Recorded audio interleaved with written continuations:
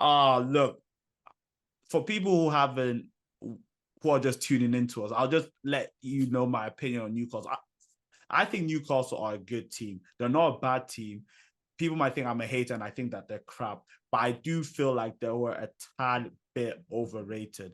I feel like people were putting them as shoo-ins to make the Champions League this season, and people were even saying that they should be thinking of winning the group. I think people need to slow down with that talk with Newcastle because, yes, they've exceeded expectations.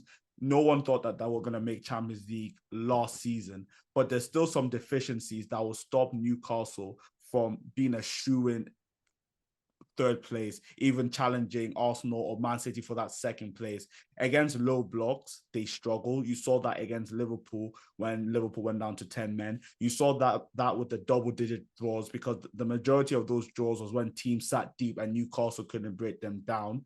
And now teams are becoming more confident when playing Newcastle. You saw Brighton yesterday. They had, apart from the first 10, 15 minutes, they had no fear. And bro, they absolutely dismantled Basically, with Newcastle, slow the game down. They do not know what to do. All they know is high octane football. Yeah, transitional football. And with how the league is now, that can't run for most games of the season. If it was the time Klopp came onto the scene in the Premier League, they'd be up there. But now every team has the capacity to slow the game down.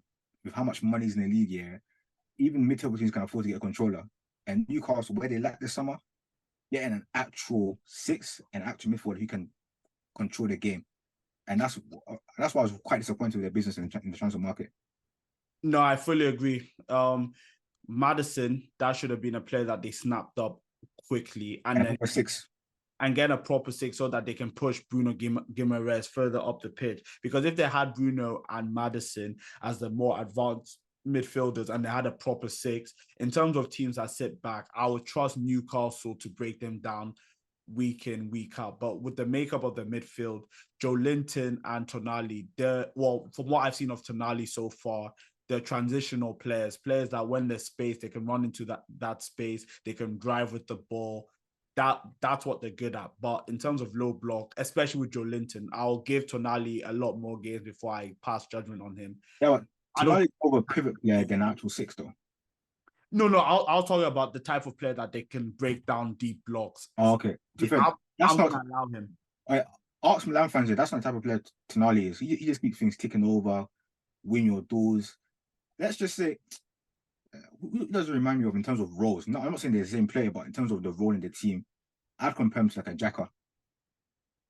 Just keep things ticking over. They're not the same player. Far from it. I'm just saying the use they have for their team. And that's the category I'd put Tonali in. Not the main piece, not your midfield superstar.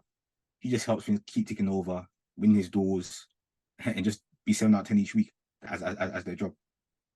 Well, this is the midfield Newcastle have until January, and they need to make sure that they step up because then the group of death in Champions League, whether you like it or not, people are saying that they should finish top. I feel like top is between them, PSG and AC Milan, because I think with PSG is coming top. Mbappe alone. Yeah, Mbappe is a difference maker, but the other three teams here are fighting for second. Yeah, because to be fair, I don't like.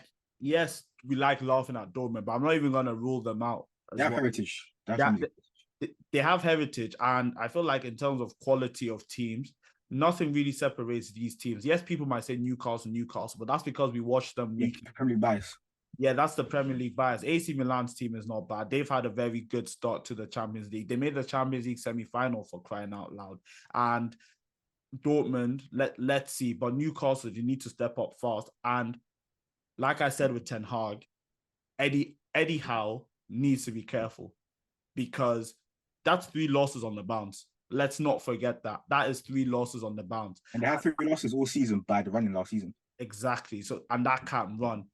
The Saudis didn't come into Newcastle to just be competing for top 4. And now that they have a taste of top 4, they want to get to that level. Mm-hmm. So Eddie Howe wants to be the Mancini. He doesn't want to be the Eddie Howe. He doesn't want to be the Mark Hughes. And I feel like the way it's going, he might be the Mark Hughes. Yeah, because Newcastle haven't evolved tactically. They're still playing the same way. Because even right now, if you're a top club going to St. James's Park, are you really scared? Because you know that slow the game down, they don't know what to do. So they've lost their surprise, the element of surprise, Yeah. and teams are less fearful of going to St. James's Park now. All that noise doesn't wash no more. Slow the game down, the fans get hella restless. You even saw that last season when Arsenal went to St. James's Park. They started 100 miles per hour. Odegaard scored. They went 1-0 down. We controlled the game. They couldn't do anything. So, yeah, Newcastle have lost the fear factor 100%. And one last thing with Newcastle before we get on to Brighton, because I feel like we need to chat, because they're another team that won 3 out of 4. But Newcastle's next forward signing needs to be a player that's on the verge of becoming a superstar. So like an Isak, like when you see Isak play, you can see that he's trying to take responsibility to score. Yeah. Even though he hasn't the best start to the season, but he's that mode of player. He's that mode of player. But with a player like Anthony Gordon, I'm not saying Anthony Gordon is crap, because I don't think Anthony Gordon is good player. I think he's a good player, and I think he's going to turn out to be a good player. But I don't think he's ready yet to take that responsibility. He lacks that je ne sais quoi.